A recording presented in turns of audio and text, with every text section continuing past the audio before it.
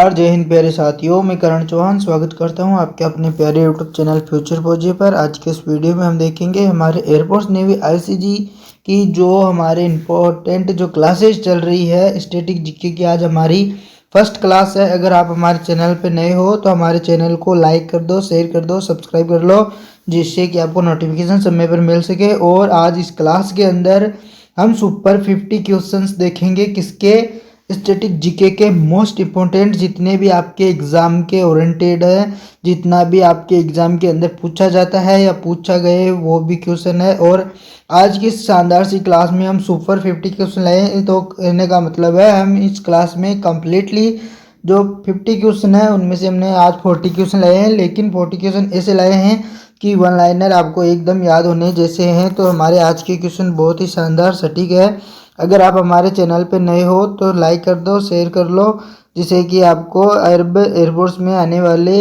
जो एग्ज़ाम है उसके अंदर आप एयरफोर्स नेवी आईसीजी 2026 के अंदर जो भी एग्ज़ाम होगा उसमें आप अपना सिलेक्शन ले सको। तो आज की इस क्लास को पूरा देखना और पूरा देखने के बाद बताना कि वीडियो कैसा लगा। अच्छा लगा तो लाइक करना, शेयर करना, सब्सक्राइब करना और अपने दोस्तों तक इसे ज़्यादा से ज़्यादा शेयर करना।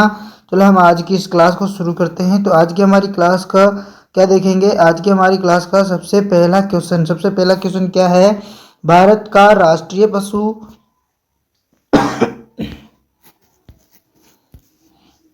भारत का राष्ट्रीय पशु कौन सा है, शेर, बाघ, हाथी या तेंदुआ।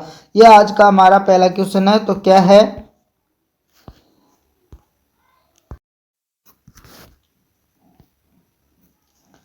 भारत का राष्ट्रीय पशु कौन है, शेर, बाघ, हाथी या फिर तेंदुआ।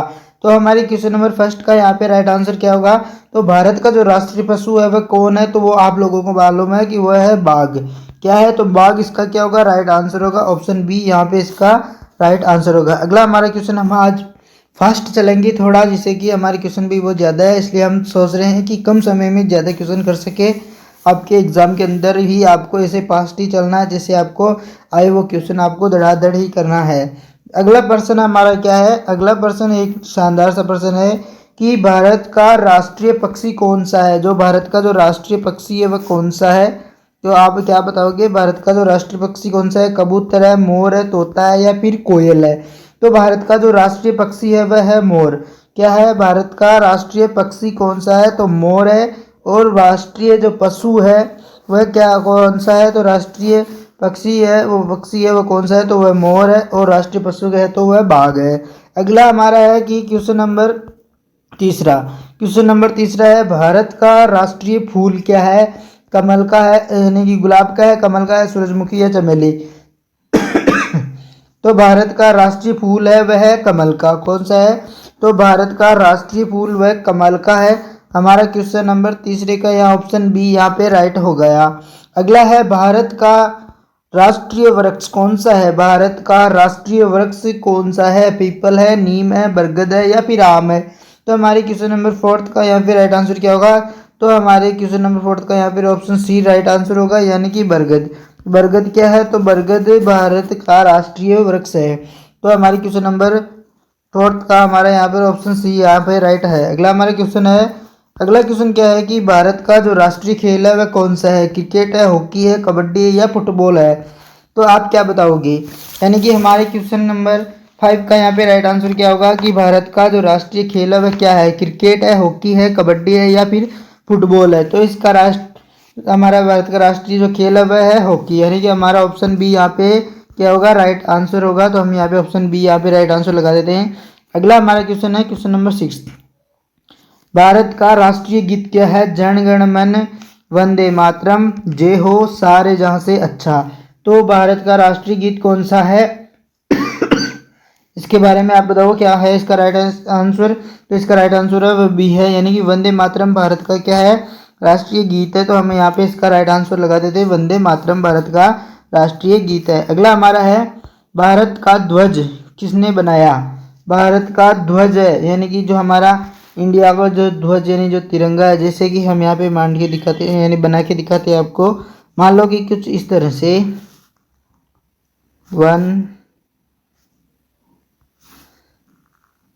जो हमारे इस ध्वज को किसने तैयार किया, जो भारत का ये ध्वज है इसको किसने तैयार किया। तो हम इसके अंदर भी कुछ कलरिंग कर देते हैं जिससे कि आपको क्लियरली, हमारे पास वो कलर नहीं है जो हम यहाँ पे क्या कर सकते हैं, डिनोट। लग गया, मिल गया कलर। तो हम यहाँ पे इसको उस कलर से कर देते हैं यहाँ पे। यानी कि मान लो ये हमारा क्या है, भारत है, तो भारत का क्या है, तो ये मैप है, भारत का नक्शा है।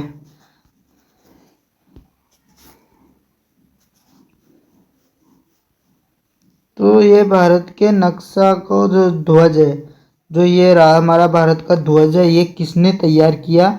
तो ये किसने तैयार किया आप बताओगे। इसका राइट आंसर कहाँ पे, हमें कमेंट बॉक्स में, और इसका हम भी बताएंगे। यानी कि ये मान लो हमारे भारत का राष्ट्रीय ध्वज है, ऐसा कुछ हमसे डिजाइन नहीं हुआ लेकिन हमारी तरफ से एकदम राइट है।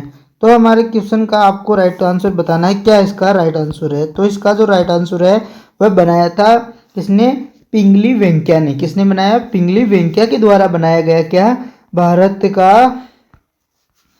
ध्वज। भारत का जो ध्वज है वह किसने बनाया, तो वह पिंगली वेंकैया के द्वारा बनाया गया। अब हम देखेंगे क्या, यहाँ पे इसको राइट आंसर लगा देते हैं। हम अगला प्रश्न देखते हैं हमारा आज का अगला क्वेश्चन, क्वेश्चन नंबर 8। संविधान लागू कब हुआ। यानी कि संविधान लागू हुआ, जो भारत का जो संविधान है वह कब लागू हुआ। 1947 के अंदर हुआ था, 1950 में हुआ, या फिर 1949 या 1952। तो हमारे क्वेश्चन नंबर 8 का यहाँ पे राइट आंसर क्या होगा। तो संविधान है वो लागू हुआ था हमारा 15 यानी कि 26 जनवरी 1950 को। कब हुआ, तो हमारा जो संविधान है वह 26 जनवरी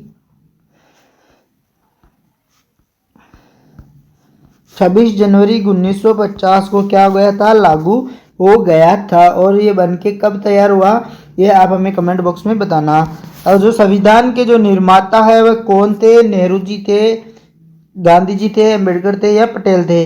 तो संविधान के जो निर्माता है वह भीमराव अम्बेडकर थे। कौन थे, तो डॉक्टर भीमराव अम्बेडकर। यहाँ पे इसका सी राइट आंसर होगा। अगला है राजधानी, यानी कि भारत की जो राजधानी है, यानी कि क्वेश्चन है भारत की राजधानी क्या है। तो भारत की राजधानी क्या है, तो भारत की राजधानी है नई दिल्ली। यह सभी को मालूम है, इसलिए मैंने कहा है कि शानदार क्वेश्चन है, 1 नंबर लेकिन पूछे जाते हैं एग्जाम के अंदर। सबसे बड़ा राज्य कौन सा है, किसके अनुसार, क्षेत्रफल के अनुसार। किसके अनुसार, क्षेत्रफल के अनुसार सबसे बड़ा जो राज्य है वह कौन सा है, एमपी है, यूपी है, राजस्थान है या बिहार है। तो क्वेश्चन नंबर 11 का हमारा यहाँ पे राइट आंसर होगा, तो वह सी होगा, यानी कि राजस्थान सबसे बड़ा राज्य है। अब देखेंगे हम अगला क्वेश्चन, सबसे अधिक जनसंख्या वाला कौन सा है, तो वह यूपी है। तो क्या कौन सा है, तो बिहार तो है नहीं, यूपी है, महाराष्ट्र ये हो नहीं सकते, बंगाल। लेकिन क्या है कि सबसे अधिक जनसंख्या वाला राज्य है वह कौन सा है, तो सबसे अधिक जनसंख्या वाला यूपी है, यानी कि यूपी का मतलब उत्तर प्रदेश। कौन सा है, तो वह है उत्तर प्रदेश। उत्तर प्रदेश इसका राइट आंसर है। बिहार बिहार के बारे में क्या देखेंगे, जो बिहार का शोक है वह किस नदी को कहा जाता है। अब हमें कमेंट बॉक्स में बताना कि बिहार का शोक किस नदी को कहा जाता है। अगला हमारा क्वेश्चन है क्वेश्चन नंबर 13। क्वेश्चन नंबर 13 क्या कहता है, सबसे जो लंबी नदी है वह कौन सी है, गंगा है, यमुना है, ब्रह्मपुत्र है या नर्मदा नदी है। तो हमारे क्वेश्चन नंबर 30 का यहाँ पे जो राइट आंसर होगा वह क्या होगा, ऑप्शन नंबर ए यहाँ पे इसका राइट आंसर होगा, यानी कि गंगा। जो गंगा क्या है, भारत की सबसे लंबी नदी है। भारत की, ऐसे क्वेश्चन पूछा जा सकता है, भारत की सबसे लंबी नदी कौन सी है, तो वह है गंगा नदी। कौन सी है, तो वह गंगा नदी है। अब देखेंगे हमारा अगला नंबर का क्वेश्चन नंबर 14, यानी कि सबसे ऊंची, भारत की सबसे ऊंची चोटी सबसे ऊंची चोटी मतलब भारत की सबसे ऊंची चोटी कौन सी है, एवरेस्ट, यानी कि माउंट एवरेस्ट है, या फिर नंदा देवी है, कंचनजंगा है या धौलावीरा है। तो हमारे क्वेश्चन नंबर 14 का यहाँ पे जो राइट आंसर होगा वह क्या होगा, तो इसका राइट आंसर सी होगा, यानी कंचनजंगा भारत की सबसे ऊंची चोटी है। अब देखेंगे जो एयरफोर्स डे है, यानी कि भारतीय वायुसेना दिवस कब मनाया जाता है। क्वेश्चन आपको याद करना है कि भारतीय आईएफ डे कब मनाया जाता है, यानी कि भारतीय वायुसेना दिवस, भारतीय वायुसेना दिवस कब मनाया जाता है। तो भारतीय वायुसेना दिवस है वह कब मनाया जाता है, तो कब मनाया जाता है, तो आप क्या बताओगे, कब मनाया जाता है। तो यह बनाया जाता है 8 अक्टूबर को। कब बनाया जाता है? तो 8 अक्टूबर को मनाया जाता है क्या? भारत का यानी कि भारतीय वायुसेना दिवस कब मनाया जाता है? तो 8 अक्टूबर को। अब हम देखते हैं कि जो नेवी डे है ये कब बनाया जाता है, यानी कि नौसेना जो दिवस है वह कब मनाया जाता है? नेवी डे कब मनाया जाता है? क्वेश्चन नंबर 16 का हमारा यहाँ पे राइट आंसर होगा, वह होगा यानी कि 4 दिसंबर को। 4 दिसंबर को कौन सा डे? तो नौसेना दिवस मनाया जाता है। अगला है कि इस आईसीजी की जो स्थापना है यानी कि इंडियन कोस्ट गार्ड, क्या है कि इंडियन कोस्ट गार्ड की जो स्थापना है वह कब हुई?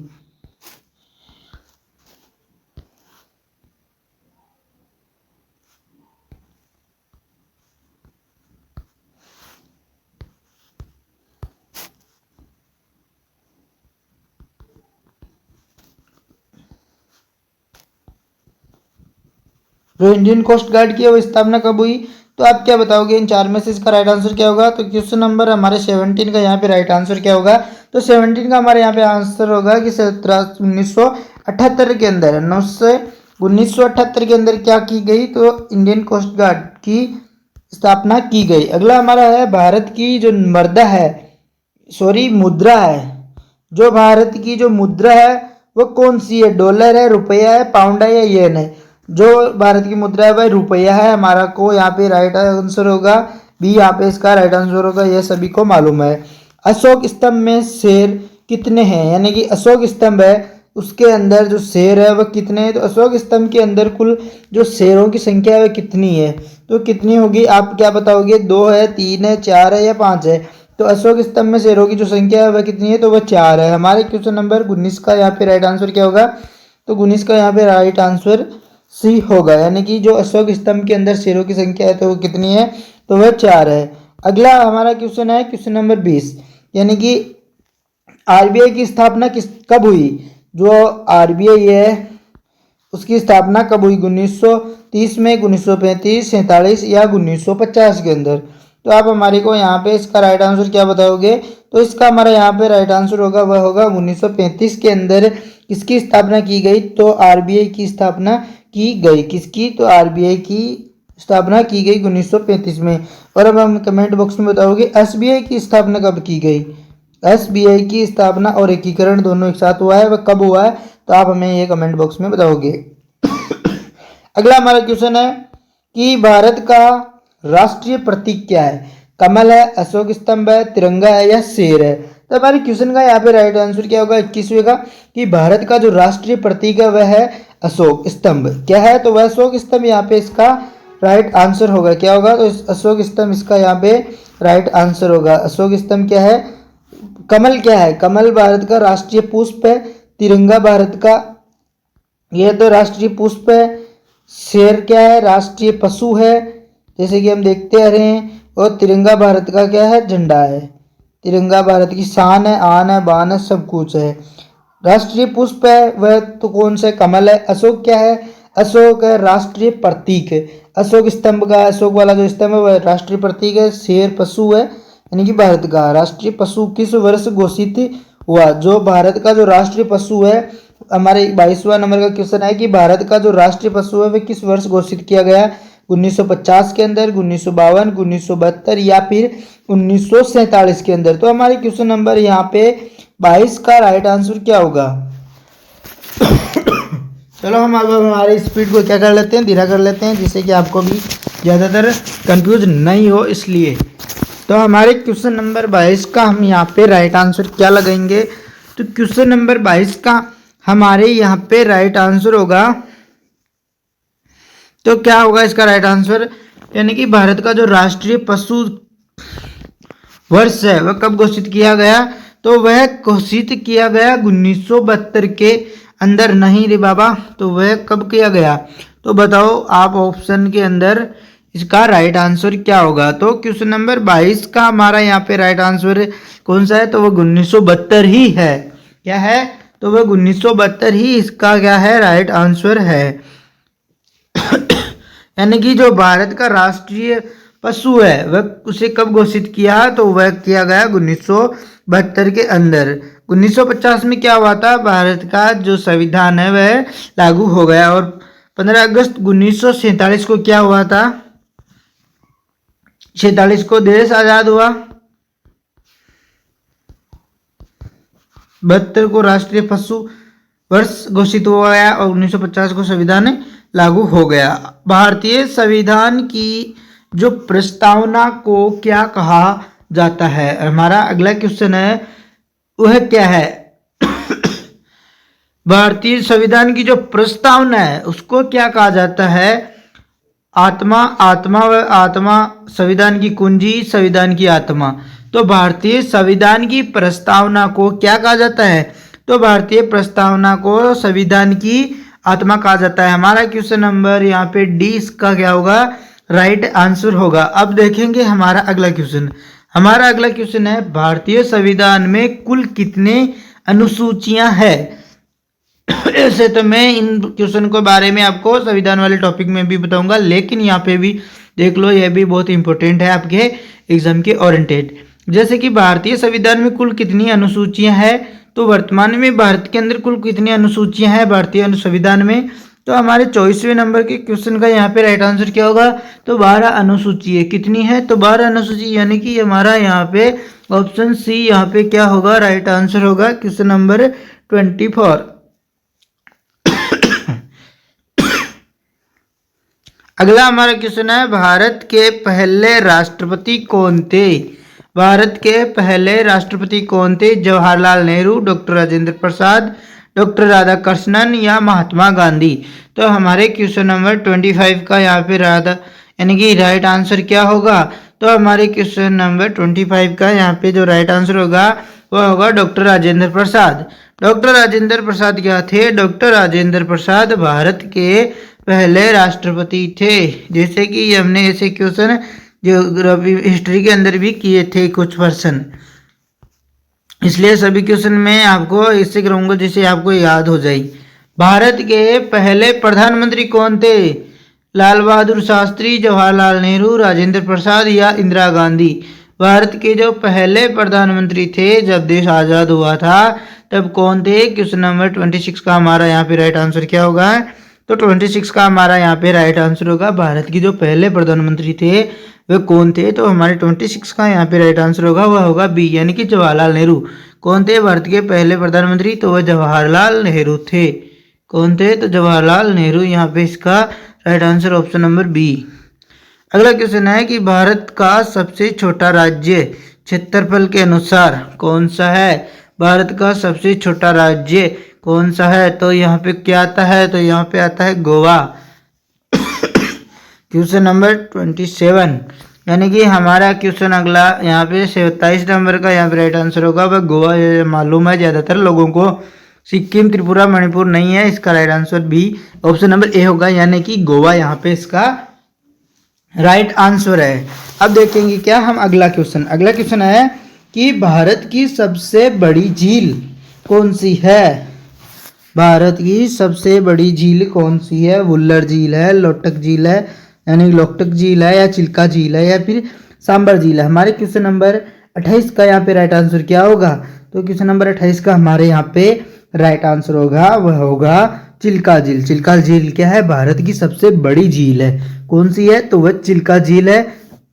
ये कहाँ स्थित है? आप हमें क्या बताओगे? मैं भी बता दूं। जो चिल्का झील है वह कहाँ है?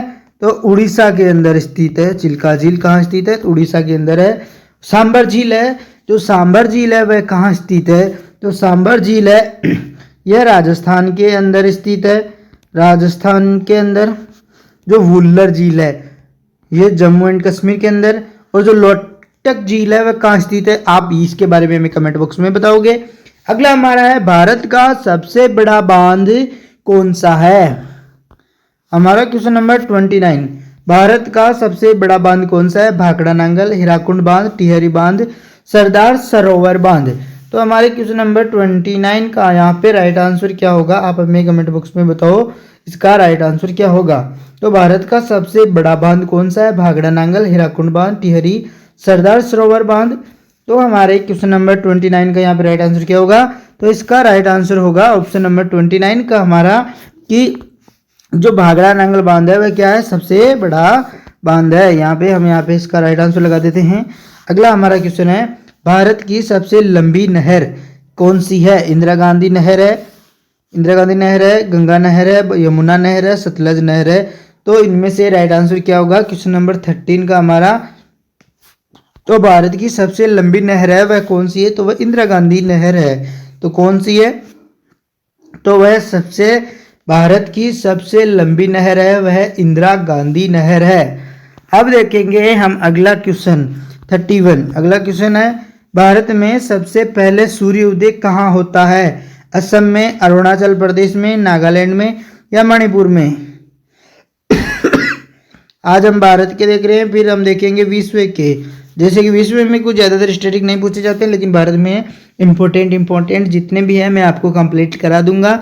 3-4 क्लासों के अंदर 50-50 क्वेश्चन की लेंगे हम क्लासेस, जिसके अंदर हम 400-500 क्वेश्चन कर लेंगे स्टैटिक जीके के। और हमने 100 क्वेश्चन, उसके 80 क्वेश्चन ज्योग्राफी के कर लिए, 100 प्लस ही कर लिए, 150 कर लिए ज्योग्राफी के, और हिस्ट्री के कर लिए 200 क्वेश्चन, और अब स्टैटिक के कर लेंगे। और फिर बाद में मेरे पास में बनाए रखे हैं किसके? पॉलिटी के। वो एक दिन मैं आपको पूरी क्लास एक साथ में यहाँ पे अपलोड कर दूंगा। पॉलिटी के पूरे क्वेश्चन एक साथ के अंदर मैं आपको यहाँ पे वन शॉट के अंदर पूरे कंप्लीट पॉलिटी जितने मोस्ट इंपॉर्टेंट है वो सभी मैं यहाँ पे करा दूंगा। आपको टेंशन लेने की कोई ज़रूरत नहीं है। तो अब हमारा क्वेश्चन नंबर 31 का यहाँ पे राइट आंसर बताओ। भारत में सबसे पहले सूर्योदय कहाँ होता है? तो भाई कहाँ होता है भारत में सबसे पहले सूर्योदय? तो यह होता है कहाँ? तो इसका राइट आंसर होगा वह बी होगा, यानी अरुणाचल प्रदेश। अरुणाचल प्रदेश में क्या भारत जो अरुणाचल प्रदेश में सूर्योदय सबसे पहले कहाँ होता है? तो भारत के, यानी कि भारत में सबसे पहले सूर्योदय कहाँ होता है? तो अरुणाचल प्रदेश के अंदर होता है। अगला हमारा क्वेश्चन है, भारत का सबसे दक्षिणी बिंदु कौन सा है? यानी कि ये हमारा इंडिया है, तो इसका सबसे दक्षिणी बिंदु कौन सा है? तो यहाँ पे कौन सा है? तो कौन सा है? कन्याकुमारी है, इंदिरा पॉइंट है, रामेश्वरम है या काव्यार्थी है? तो हमारे क्वेश्चन नंबर 32 का यहाँ पे राइट आंसर क्या होगा? तो इसका राइट आंसर होगा वह हो गया कन्याकुमारी। कन्याकुमारी इसका राइट आंसर होगा क्वेश्चन नंबर ए। 32वां का क्वेश्चन नंबर ए, यानी कि कन्याकुमारी भारत का सबसे दक्षिणतम बिंदु है। भारत का सबसे दक्षिणतम बिंदु कौन सा है? तो वह कन्याकुमारी है। अब हम देखते हैं कुछ 3-4 क्वेश्चन आएंगे पॉलिटी के, वो भी देख लेते हैं। भारतीय संसद कितने सदन है? भारतीय संसद के कितने सदन है? 1 2 3 4 कितने सदन है? जो भारतीय संसद है उसमें कितने सदन है? 2 है, 3 है या 4 है? तो इसका आप क्या बताओगे? 33वां का यहाँ पे right answer question number 33। Question number 33 का यहाँ पे राइट आंसर होगा वह होगा 2 सदन। कौन से हैं वह 2 सदन? तो वह है लोकसभा और राज्यसभा। कौन से हैं? तो वह लोकसभा और राज्यसभा। ये यहाँ पे तो हमारे क्वेश्चन नंबर 33 का ऑप्शन नंबर बी यहाँ पे, यानी कि कितने संसद है? तो 2 सदन। कितने सदन? संसद रही, मैं लिख देता हूं संसद। क्या सदन? कितने सदन है? तो 2 सदन है। तो दोनों कौन से हैं? जैसे कि पहला है लोकसभा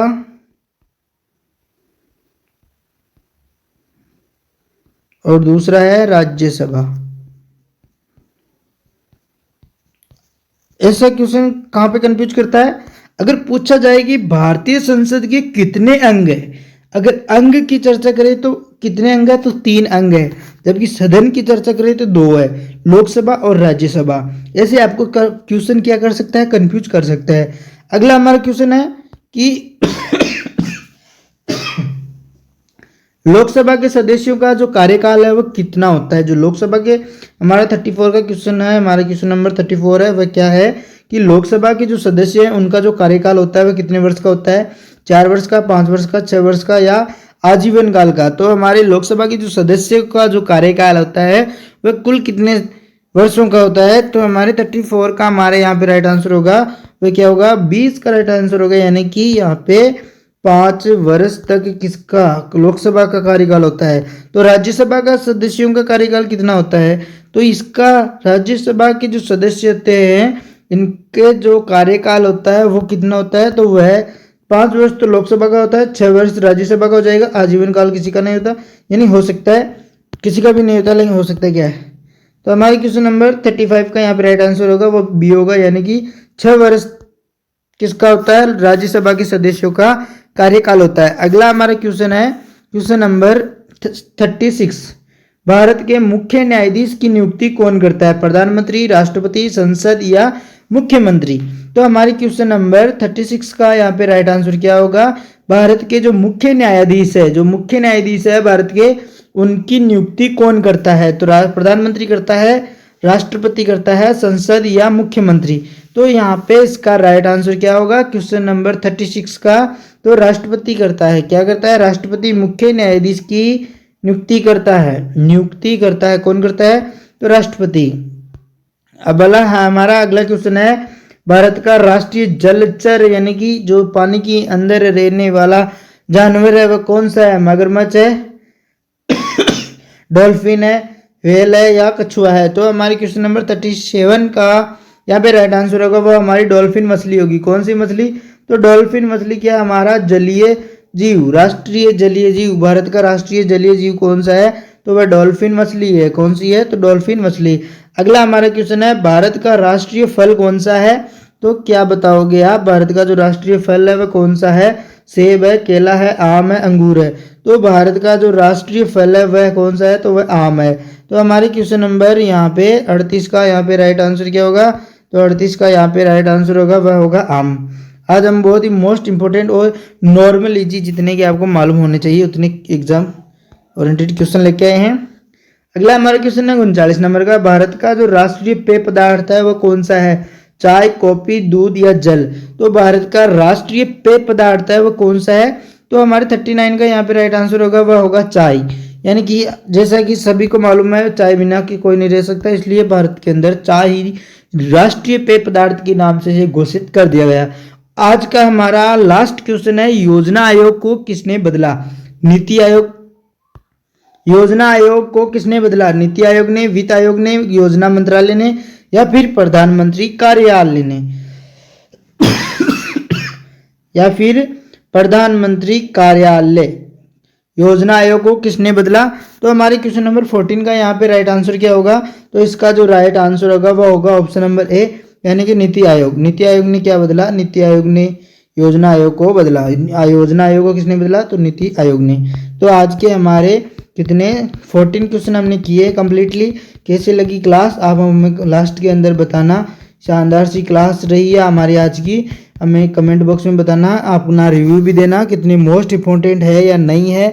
अगर आपको किसी और लेवल के हार्ड लेवल के क्वेश्चन चाहिए तो वो भी हमें कमेंट बॉक्स में बताना। पूरी क्लास देखने के बाद अपना रिव्यू भी देना कि हमें क्लास हमारी जो क्लास है वो कैसी लगी। आपको अच्छी लगी तो लाइक करना, शेयर करना, सब्सक्राइब करना और अपने दोस्तों तक इसे ज़्यादा से ज़्यादा शेयर करना, जिससे कि वो लोग भी देख सके। आज की हमारी जो शानदार सी स्टैटिक की क्लास हो चुकी है पूरी, आज की हमारी क्लास यहीं तक रहेगी। आप हमें कमेंट बॉक्स में अपना रिव्यू देना और हमें बताना क्वेश्चन कैसे लगे। अच्छे लाइक करना, शेयर करना, सब्सक्राइब करना। हमें ज़्यादातर ये बताना आपको किस प्रकार के क्वेश्चन की और ज़्यादा डिमांड है। अगर आपको और अच्छे लेवल के क्वेश्चन चाहिए तो वो हमें कमेंट बॉक्स में बताना। किसी भी प्रकार का कोई भी डाउट हो तो कमेंट बॉक्स में आपको बता देना, मैं देख के आपके डाउट सोल्व करने की कोशिश करूँगा। तो थैंक यू, जय हिंद, जय भारत। हमारी क्लास आज हमने देखो कितने 27 सेकेंड के अंदर कुल 40 क्वेश्चन कर लिए। अब ऐसे हो सकता है कि हम एक साथ के अंदर 100 भी ला सकते हैं, 200 भी। फास्ट करेंगे कुछ क्वेश्चनों को, क्योंकि ये स्टैटिक जीके है, इसके अंदर फास्ट पढ़ना ज़रूरी होता है। तो थैंक यू, जय हिंद, जय भारत। हमारी क्लास हम यहीं तक रखते हैं, अगली क्लास में देखेंगे हम और इससे भी शानदार से क्वेश्चन लेके आऊँगा कल।